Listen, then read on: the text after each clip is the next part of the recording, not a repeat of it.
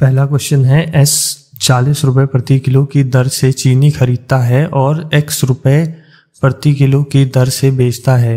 वजन में खराबी के कारण मशीन 1 किलो दिखाता है जब वास्तविक वजन 800 ग्राम है।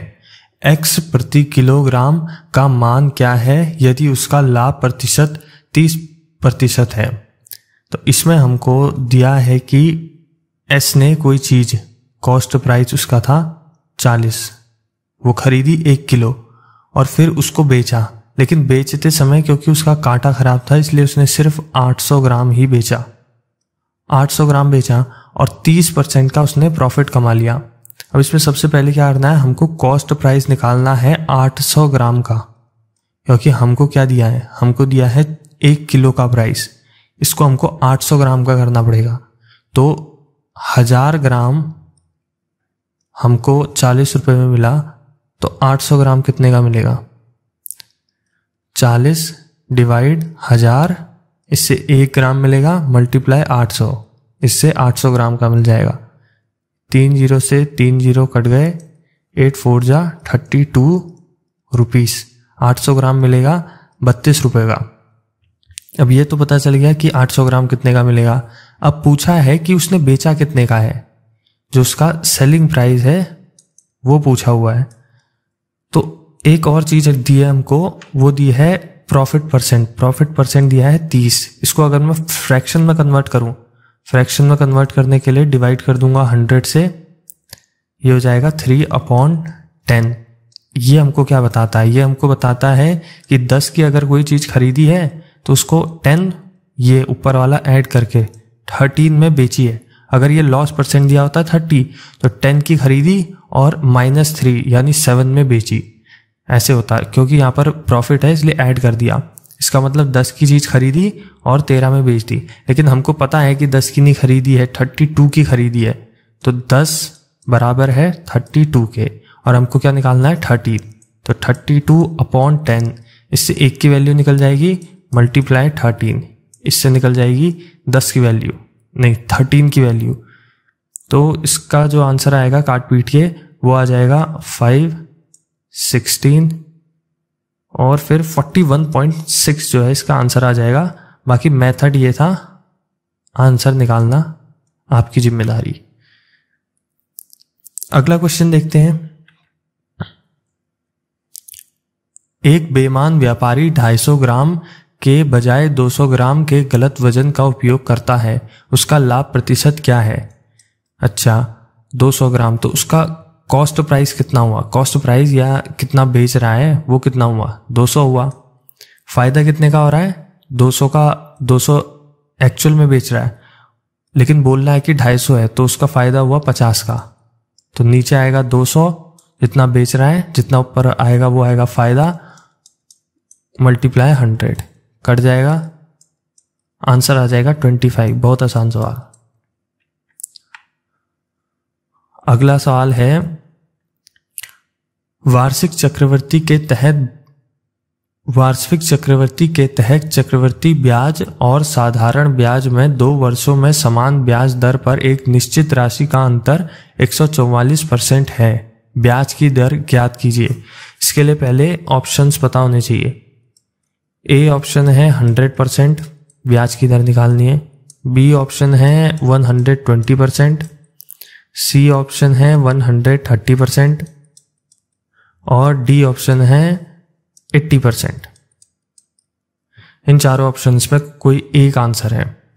अच्छा, इसमें हमको दिया है कि 2 साल के लिए पहले चक्रवृद्धि ब्याज लग रहा है और 2 साल के लिए साधारण ब्याज भी लग रहा है, तो उन दोनों का अंतर यानी CI माइनस SI करा तो 144% आया है। इसका मतलब अगर हम मान लें कि 100 रुपये हैं, तो उसमें जब चक्रवृद्धि ब्याज लगा 2 साल के लिए और साधारण ब्याज लगा 2 साल के लिए, तो उन दोनों को जब माइनस किया तो 144 रुपये का अंतर आया। तो इसको हमको सॉल्व करने के लिए ऑप्शंस का इस्तेमाल करना पड़ेगा। ऑप्शन में अगर हम देखें, अगर SI के हिसाब से देखें तो 2 साल में कितना ब्याज लगेगा, अगर 1 साल में 100% लग रहा है तो 2 साल में कितना लग जाएगा, 200%। 100 का 200% 200 ही हो जाएगा। बी ऑप्शन के हिसाब से देखें तो एक साल में अगर 120% लग रहा है तो 2 साल में 240 लग जाएगा। सी ऑप्शन के हिसाब से देखें तो एक साल में अगर 130 लग रहा है तो 2 साल में 260 लग जाएगा। डी ऑप्शन के हिसाब से देखें तो एक साल में अगर 80 लग रहा है तो 2 साल में 160 लग जाएगा। अब CI के हिसाब से देखना है।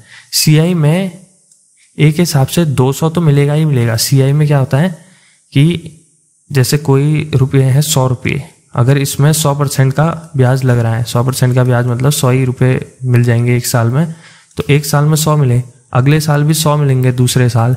लेकिन दूसरे साल खास ये होगा कि इस 100 पे जो पहले साल 100 मिला था, इस 100 पे भी 100% का ब्याज लगेगा। तो उससे क्या होगा, एक्स्ट्रा 100 हमको मिल जाएगा। और यही अंतर होगा CI और SI के बीच में। ये तो खाली बताने के लिए लिखा था, बाकी यहाँ से पता चल गया कि 100 जो है अंतर आ रहा है। यही 100 को हम यहाँ लिख देंगे प्लस 100। 100 जो है CI में फालतू मिलेगा। 240 में कितना मिलेगा, 240 में 120 एक साल में मिलेगा, 120 दूसरे साल में मिलेगा, फिर इस 120 पे भी 120% ब्याज मिलेगा। तो वो निकालेंगे तो यहाँ से 144 आ रहा है। तो 240 तो इन दो को ऐड करके मिल जाएगा, और ये 144 फालतू मिल रहा है, प्लस 144। और यही तो पूछा है कि 144% कितनी ब्याज दर पे फालतू मिल रहा है, तो वो मिल रहा है 120% की ब्याज दर पे। तो यही आंसर हो जाएगा। अगला सवाल है, इसको सॉल्व करना है, यहीं से कर लेते हैं। 13 से 5 बारी में हो जाएगा, 5 4 जा 20 प्लस 7 से कटेगा 5, 5 9 जा 45, इसका मतलब है स्क्वायर, 45 का स्क्वायर, प्लस 5 से काट दिया 20 मल्टीप्लाई 4 मल्टीप्लाई 80, ऑफ का मतलब 4 है, मल्टीप्लाई ऑफ का मतलब 20 प्लस 45 का स्क्वायर करेंगे तो 2025 आएगा। 2025 प्लस इसको सॉल्व करेंगे तो 4 2 80 80 6400 आ जाएगा। इसको ऐड करेंगे 4 5 4 और 84445 आंसर आ जाएगा। तो सिंपल सॉल्व करने वाली चीज है, इसमें कुछ बताने लायक नहीं है। अगला है कि एक डीलर ने एक वस्तु का मूल्य उसके क्रय मूल्य से 45% अधिक अंकित किया और उसे 20% की छूट देकर बेच दिया। उसका लाभ प्रतिशत ज्ञात कीजिए। अच्छा, एक कोई चीज है 100 रुपए की मान लेते हैं, उसने उस पे अंकित मूल्य कितना लिखा, अंकित कितना किया, उसको 45% ज़्यादा किया, तो इसका मतलब 145 उसने उसमें लिख दिया, और फिर इस 145 को 20% के छूट पे दे दिया, 20% के डिस्काउंट पे दे दिया। तो 145 पे 20% निकालेंगे। 20% निकालने के लिए या तो ऐसे कर सकते हैं कि 145 का 20% निकाल के फिर 145 से माइनस कर देंगे, जो भी आएगा इसका आंसर। या तो ऐसे कर सकते हैं कि सीधे 80 से मल्टीप्लाई कर दो। इससे क्या होगा, सीधे 20% कम करके जो आंसर आएगा वो निकल जाएगा। तो ऐसे ही सॉल्व कर लेते हैं। और 80 इसलिए आया क्योंकि ये 100 माइनस डिस्काउंट कर दिया मैंने 20, तो यहां से 80 मिला। काट देता हूं, 5 2 जा 10, 5 9 जा 45 और 29 मल्टीप्लाई 8 हो गया, तो 116 आ जाएगा यहाँ पर। तो अब हमको यहाँ पर प्रॉफिट परसेंट पूछ रखा है। प्रॉफिट परसेंट पूछा है तो 100 की चीज है 116 में बेच रहा है, तो 16 का प्रॉफिट, तो यही आंसर हो जाएगा 16%। अगला सवाल है, एक बैग में 70 रुपए प्रति किलो के चावल एक बैग में इसको बनाने के लिए 2 अलग अलग प्रकार मिलाए जाते हैं। पहले प्रकार का चावल 8 किलो है और उसका मूल्य 60 रुपए प्रति किलो है, जबकि दूसरे प्रकार के चावल की मात्रा 4 किलो है। अच्छा, ये कह रहा है कि एक चावल का बोरा है, उसमें उसका कीमत है 70 रुपये प्रति किलो। इसमें दो तरीके के चावल डाले हैं, एक तो डाला है 60 रुपये किलो वाला और एक का पता नहीं है कितना रुपये किलो वाला डाला है। जो 60 वाला डाला है वो 8 किलो डाला है और जो जिसका पता नहीं है वो 4 किलो डाला है। तो पूछ रहा है कि जिसका पता नहीं है वो निकालो। इसके लिए ऐसे करके पहले बनाना पड़ेगा 60 रुपये प्रति किलो और जो पता नहीं है उसको छोड़ देते हैं। 70 दोनों का मिला के क्या आ रहा है 70, इसलिए बीच में 70 रख दिया। इसको माइनस करो, 10 आ गया, बड़े वाले को छोटे वाले से कर देना। अच्छा 10 आ गया। अब यहाँ पर जो मैंने किया है, ये ऊपर वाला जो हिस्सा होता है वो कीमत का होता है, कीमत का कितने रुपए का है, और नीचे वाला जो हिस्सा होता है वो होता है कि वो कितना है, उसकी क्वांटिटी कितनी है, मतलब वो है कितना। अब नीचे वाला हिस्सा यहाँ पर तो हमको 10 पता है, लेकिन हमको सवाल में भी दिया है, यहाँ पर 8 किलो दिया है और यहाँ पर 4 किलो दिया है। तो हम देखें तो यहाँ पर 8 किलो 60 वाला दिया है और 4 किलो ये वाला दिया है जिसका पता नहीं है। इसको काटेंगे तो 1:2 आ जाएगा। यहाँ पर हमको इसका रेशियो मिल गया 1:2, लेकिन हमसे कह रहा है नहीं 10 नहीं है, नहीं हमको यहाँ पर 10 दिया है। इसका मतलब 1 की वैल्यू यहाँ पर 10 दी है, तो 2 की वैल्यू कितनी आ जाएगी 20। इसका मतलब यहाँ पर वाला जो है 20 है, यहाँ पर जो आना चाहिए वो 20 आना चाहिए। अब यहाँ पर हमको पता है एक 60 है, तो एक जो दूसरा वाला मिलाया होगा वो 60 से ज़्यादा की कीमत का ही होगा, तभी तो 70 रुपये आया है। तो यहाँ पर वाला इसमें ऐड कर देंगे, 90 आंसर आ जाएगा। ये 70 को इस वाले में ऐड कर दिया तो यहाँ पर 90 वाला आंसर आ जाएगा। अगला देखते हैं, ए और बी का रेशियो दिया है और उसका तृतीय समानुपाती दिया है और b माइनस ए पूछा है। तृतीय समानुपाती का फॉर्मूला जो होता है वो होता है b² अपॉन a, ये इसका फॉर्मूला होता है। a और b का वैल्यू नहीं दिया है हमको दिया है रेशियो, तो वैल्यू 2x और 7x मान लेते हैं। ये a का 2x और ये b का 7x। अब 2x और 7x को इस फॉर्मूले में रखते हैं, b वाला 7x का स्क्वायर अपॉन a वाला है 2x। ये किसके बराबर दिया है, ये हमको दिया है 343, यहाँ दिया है 343। इसको सॉल्व कर लेंगे, 749x² हो जाएगा अपॉन 2x।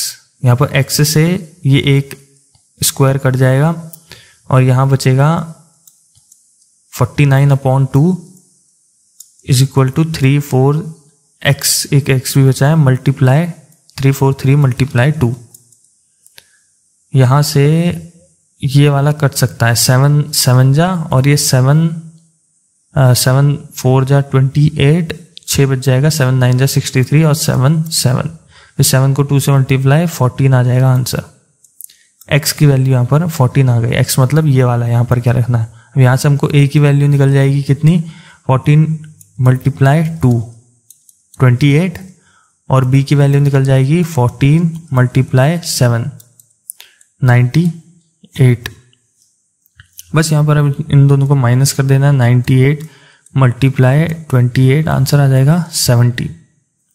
8 8 0 9 में 2 गया 7, ठीक हो गया, यही आंसर है।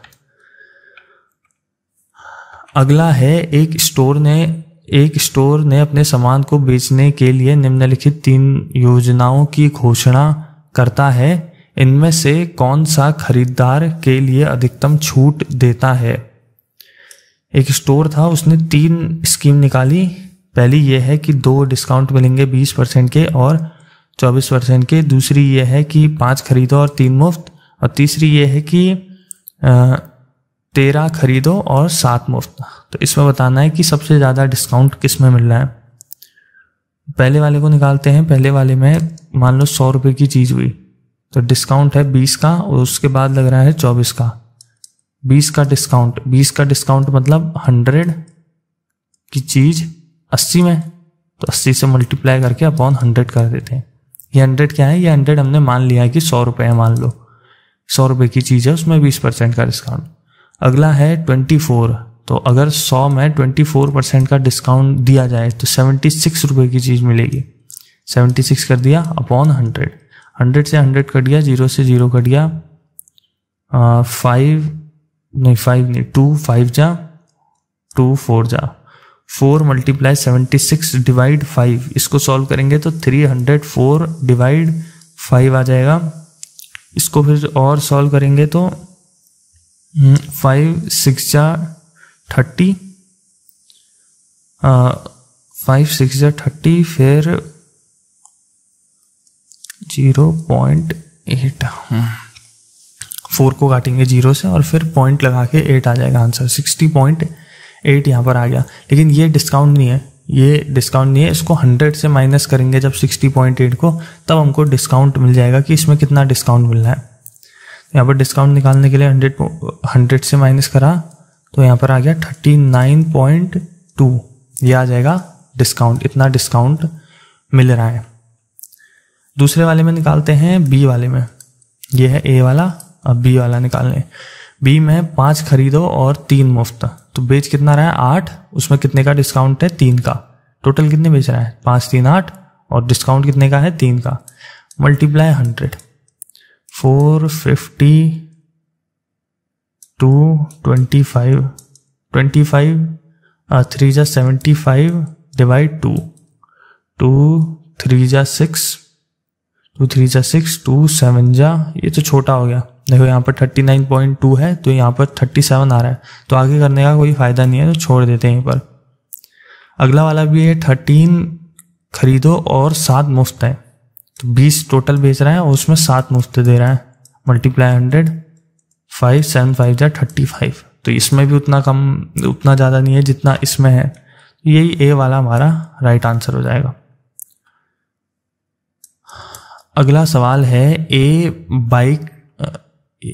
एक बाइक 162 किलोमीटर की दूरी तय करने में 3 घंटे का समय लेती है, यह 5 घंटे में कितनी दूरी तय करेगी। बहुत आसान है, distance is equal to speed into time.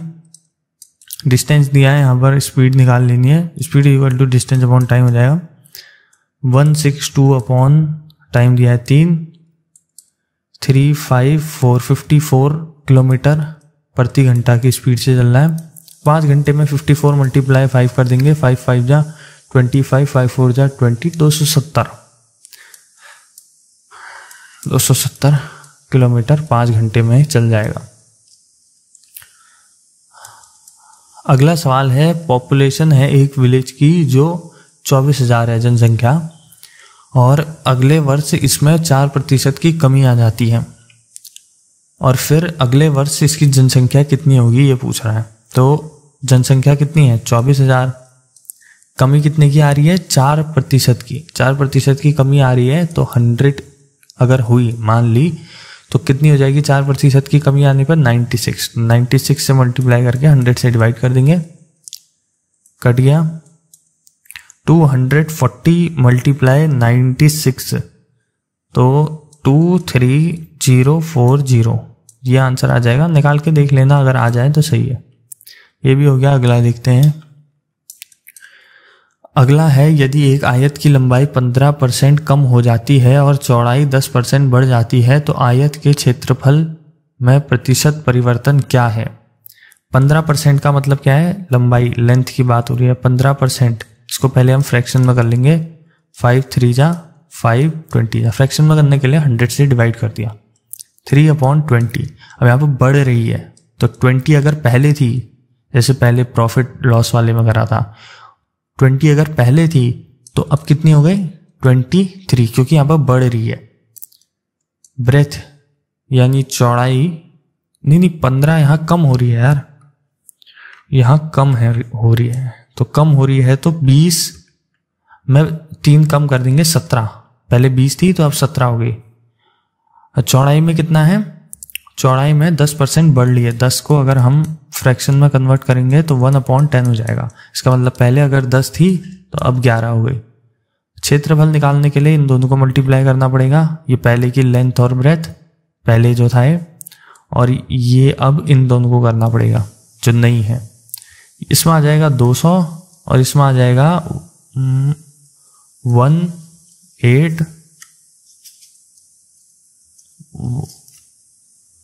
1717, हाँ यही आ जाएगा। तो इसमें दिख रहा है कौन सा प्रतिशत, अच्छा प्रतिशत परिवर्तन बताना है। तो 200 था, 200 में कितने का चेंज आ गया, 13 का चेंज आ गया, मल्टीप्लाई 100 कर देंगे, प्रतिशत परिवर्तन निकल जाएगा, कट जाएगा 1 2 7.5 प्रतिशत का अंतर इसमें आया है। अगला सवाल, अगला है 2 वर्षों में कितना मूलधन 5,324 रुपये होगा जब ब्याज को 10% चक्रवर्ती ब्याज की दर से संयोजित किया जाता है। अच्छा, तो 100 रुपये मान लेते हैं। 100 रुपये ये, अच्छा ये मूलधन, कितना मूलधन, अच्छा हाँ कुछ हमने पैसा लगाया, वो 2 वर्षों में 5,324 हो गया 10% प्रति वर्ष के हिसाब से। तो ये पूछ रहा है कि वो प्रिंसिपल कितना होगा, प्रिंसिपल मतलब कितना जो दिया था वो कितना होगा। अच्छा, 10% के हिसाब से अगर हम कंपाउंड इंटरेस्ट देखें तो 1 साल लगेगा 10%, दूसरे साल भी लगेगा 10%। 100 के हिसाब से अगर मैं 100 मान लूँ कि 100 दिए उसने, तो 1 साल मिलेगा 10 रुपया, 100 का 10% 10 रुपया, दूसरे साल भी 10 मिलेगा। लेकिन दूसरे साल क्या होगा कि इस 10 पे भी 10% का ब्याज लगेगा, तो यहाँ पर मुझे 1 रुपया फालतू मिल जाएगा इस साल। तो टोटल कितना फालतू मिल गया मेरे को, 21। CI मेरे को कंपाउंड इंटरेस्ट जो मिलेगा, चक्रवर्ती ब्याज, वो 21 मिलेगा। तो 100 + 21 जो अमाउंट मिलेगा मेरे को, जो वो वापस करेगा, वो करेगा 121 रुपये। लेकिन हमसे क्या कह रहा है कि 121 नहीं है, अमाउंट कितना दिया, अमाउंट मतलब प्रिंसिपल प्लस CI जो हमने उसको दिए थे, जैसे 100 रुपये दिए और जो ब्याज में जो पैसे मिले, ये ब्याज में मिले, तो ये जोड़ के जो आएगा वो अमाउंट है। 121 आ गया। तो 121 की वैल्यू किसके बराबर दी है हमको, 5324 के बराबर। इसको 5324, अब हमको बोल रहा है कि प्रिंसिपल निकालो। तो प्रिंसिपल हमको पता है कितना दिया था, 100, तो मल्टीप्लाई 100 कर देंगे। 0 से 0 कट गया, इसको 12 से काटा, 484 से कट जाएगा ये, और नहीं यार 121 है, 11 से कटेगा, हाँ ये 121 है तो 11 से कटेगा, 11 अब आएगा 484 और 11 44 यहाँ पर आया। 44 मल्टीप्लाई कर देंगे 10 से, तो 44 मल्टीप्लाई 100 से, यहाँ पर 0 क्योंकि कटेगा नहीं, क्योंकि यहाँ पर 0 था ही नहीं, तो 4400 ये आंसर आ जाएगा। ये हमारा आंसर ठीक हो गया। एक गोलार्ध की त्रिज्या 121 सेंटीमीटर है, इसका आयत होगा, इसका आयतन वॉल्यूम पूछा है कितना होगा। वॉल्यूम कितना होता है इसका, ये गोलार्ध का 2/3 पाई r³ 2/3 पाई 22/7 मल्टीप्लाई 21 मल्टीप्लाई 21 मल्टीप्लाई 21, 7 3 जा 3 से 3 कट जाएगा, 44 मल्टीप्लाई 21 मल्टीप्लाई 21, 4 1 जा 4 4। अच्छा, यहाँ पर ये इतने से में ही आंसर आ सकता है। ये जो मैंने करा लास्ट के मल्टीप्लाई, ये इसलिए करा ताकि मेरे को ऑप्शन जैसे कुछ दिया होगा 4 4 6 9 2, बी दिया होगा 3 8 9 3 7, सी दिया होगा 1 9 4 0 4, डी दिया होगा 2 8 6 4 9। तो मैंने जो ये करा 4 मल्टीप्लाई 1 मल्टीप्लाई 1 लास्ट में 4, तो इससे मेरे को ये पता चल गया कि यूनिट डिजिट में उसका आंसर का जो भी होगा वो 4 होगा। एक ही में है 4, तो यही आंसर सही हो जाएगा। अब मल्टीप्लाई करके भी कर सकते हो, यही आंसर आएगा 404। अगला सवाल है, गड़बड़ हो गई। अगला सवाल है, रवि एक दीवार को 6 घंटे में सजा सकता है, जबकि अंकिता उसी दीवार को 10 घंटे में सजा सकती है। वे एक साथ काम करके दीवार को कितने घंटे में सजाएंगे? अच्छा, तो इसके लिए रवि 6 घंटे में करता है, अंकिता 10 घंटे में करती है। दोनों का एलसीएम ले लेंगे, 60 आ जाएगा। 60 क्या 30 ही आ जाएगा, लेकिन 60 ही ले लो चलो। 6 से 10 और ये 6 से 10 से 6 डिवाइड कर दिया मैंने। 6 की टेबल में 60, 10 बारी में, 10 की टेबल में 60, 6 बारी में, टोटल हो गया 16। ये एफिशिएंसी निकल गया। एफिशिएंसी मतलब 1 घंटे में कितना काम कर सकते हैं। तो 1 घंटे में 16 काम कर रहे हैं, तो 60 काम करने में कितना घंटे लगेंगे करने के लिए, ये डिवाइड कर दिया। इसी से आंसर निकल जाएगा। यहाँ 30, यहाँ 8, यहाँ 4, यहाँ 15/4। 4 नीचे, 4 3 जा 12 और 3, ये आ गया आंसर। इतने घंटे लगने वाले हैं। अगला क्वेश्चन देखते हैं। अगला है, रानी एक निश्चित गति से स्कूल जाती है और 50 किलोमीटर प्रति घंटा की गति से घर लौटती है। यदि उसके घर और स्कूल के बीच की दूरी 20 किलोमीटर है, पूरी यात्रा की औसत गति 37.5 किलोमीटर है, तो घर से स्कूल तक की गति क्या है? अच्छा, 2 अगर स्पीड दी होती है तो उसका एवरेज स्पीड का फॉर्मूला, औसत गति का फॉर्मूला क्या होता है? 2 × S1 × S2, स्पीड 1 × स्पीड 2, और नीचे S1 + S2। अब यहाँ पर ज़्यादातर चीज़ें दी हैं, फॉर्मूले में रखना है बस। 2 × उसकी जाने की स्पीड क्या है, नहीं उसके आने की स्पीड क्या है 50, और S1 जाने की नहीं पता है, जाने की निकालनी है। S1 × 50, और नीचे S1 + S2। S1 पता नहीं है, S2 पता है कि 50 है। एवरेज स्पीड भी पता है 37.5 है। ये इधर चले जाएगा मल्टीप्लाई में 37.5 S1, 5 गड़बड़ लिख रहा हूँ यार, 5 S1 प्लस 37.5 को मल्टीप्लाई कर देंगे 50 से तो 1875 आ जाएगा, और इसको करेंगे तो 100 S1 आ जाएगा। ये इधर आ जाएगा, ये सेम है इसलिए इधर आ जाएगा और माइनस हो जाएगा, तो 100 S1 माइनस 37.5 S1, हाँ ये हो जाएगा, और इससे माइनस करके फिर डिवाइड में भेजना पड़ेगा। इन दोनों को माइनस करेंगे तो 62.5, हाँ ये आ जाएगा S1 आ जाएगा, और फिर इसको डिवाइड में भेज देंगे 1875 डिवाइड 62.5, तो इससे S1 निकल जाएगा हमारा। ये कट गया 0, 25 जा 25 6 या 150 70 नहीं 60 70 80 37 बच जाएगा, बहुत बड़ा हो जाएगा। कुल मिलाकर इसको सॉल्व कर लेना, आंसर आ ही जाएगा।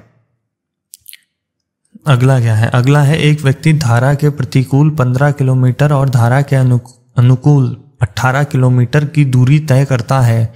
उसे हर बार 3 घंटे लगते हैं। धारा की गति क्या है? अच्छा, जब वो धारा के प्रतिकूल चलता होगा तो x 15 किलोमीटर चलता होगा, धारा के अनुकूल 3 घंटे। धारा के प्रतिकूल मतलब धारा से उल्टा चल रहा है जब, तो x - y, नहीं धारा के साथ जब चल रहा है प्रतिकूल जो, नहीं हाँ धारा के उल्टा, तो x - y हो गया 15/3। इससे मेरे को स्पीड मिल जाएगी 5, x - y = 5। x - y क्यों करा? x - y इसलिए करा, x बोट की स्पीड माइनस y धारा की स्पीड, इससे मेरे को इनकी स्पीड मिल गई। अगला है x + y, इसको करना पड़ेगा। x + y में 18/3 3 6, तो x + y मिल गया 3 6। इनको मैं अगर काट दूं तो यहाँ से 2x मेरे को 11 मिल जाएगा, x की वैल्यू मिल जाएगी 5.5, हाँ 5.5 मिल जाएगी। फिर यहाँ में इस फॉर्मूले में x - y में x + y में रख लेता हूँ, x + y में 6, y की जगह पर 5.5 रख दूँ, plus y is equal to 6, तो यहाँ पर x की वैल्यू, y की वैल्यू 0.5 मिल जाएगी। धारा की गति पूछी थी तो 0.5 आ गई, बस यही करना था। अगला सवाल है m एक कार्य को 12 दिनों में और n 24 दिनों में कर सकता है। वे एक साथ शुरू करते हैं लेकिन m काम पूरा होने से 6 दिन पहले काम छोड़ देता है। m 6 दिन पहले काम छोड़ दे रहा है काम पूरा होने से। काम पूरा करने के लिए कितने दिन लगेंगे? अच्छा, इसमें भी वैसे ही करते हैं m 12 दिनों में कर रहा है, n 24 दिनों में। एलसीएम लेंगे 24 आ जाएगा। 12 2 जा 24 1 जा, ये एफिशिएंसी निकल गई। एफिशिएंसी मतलब कितना एक दिन में कितना काम कर रहे हैं, ये निकल गया यहाँ पर से। एक दिन में दोनों मिलके कितना काम करेंगे? 3 काम कर लेंगे। अच्छा, ये 6 दिन पहले चला गया है। 6 दिन पहले चला गया है, इसका मतलब इसने 6 दिन काम नहीं किया होगा। और 6 दिन में अगर इसने काम नहीं किया होगा तो कितना काम नहीं किया होगा 6 दिन में? 2 दिन में, एक दिन में 2 काम कर रहे हैं तो 6 दिन में 12 काम नहीं किया होगा। अब इसकी एक ट्रिक है कि ये जो 12 आया है इसको मल्टीप्लाई करके इसको हमें 24 से ऐड कर देना। ये जो पूरा टोटल काम है उसमें प्लस 12 कर देंगे तो 36 आ जाएगा। अभी 36 को जो इनका टोटल काम है उससे डिवाइड कर देंगे 1 to 12 डेज और आंसर डायरेक्ट निकल जाएगा। तो ये हो गया, यही आंसर है। इसके बाद मेरे ख्याल में आगे कुछ है नहीं, कुछ भी नहीं है। तो यही थी आज की वीडियो।